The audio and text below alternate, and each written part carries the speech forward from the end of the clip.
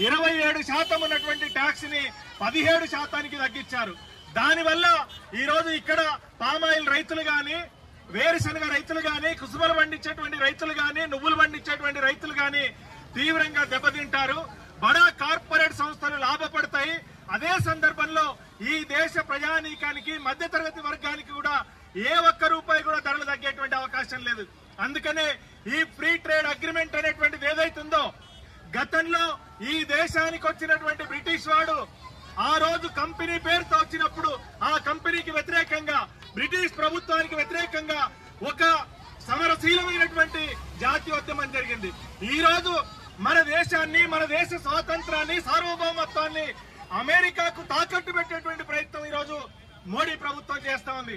అందుకనే ఈ free trade agreement మీద సంతకాలు చేస్తే గనక యావత్తు భారతదేశ ప్రజానీకం యొక్క ప్రయోజనాలు దెబ్బతింటాయి.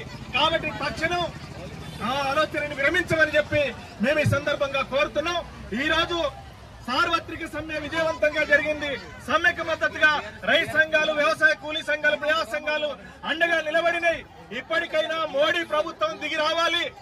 తెలంగాణ కాంగ్రెస్ ప్రభుత్వం దిగొచ్చి ఆ 10 గంటల పని విధానం జీవోని రద్దు చేయాలి.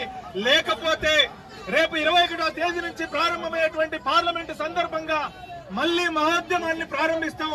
జరిగే పరిణామాలకు కేంద్ర నరేంద్ర మోడీ ప్రభుత్వమే బాధ్యత వహించాల్సి వస్తుందని చెప్పి ఈ సందర్భంగా హెచ్చరిస్తూ నాకు అవకాశం ఇచ్చినందుకు పేరు ధన్యవాదాలు తెలియజేస్తూ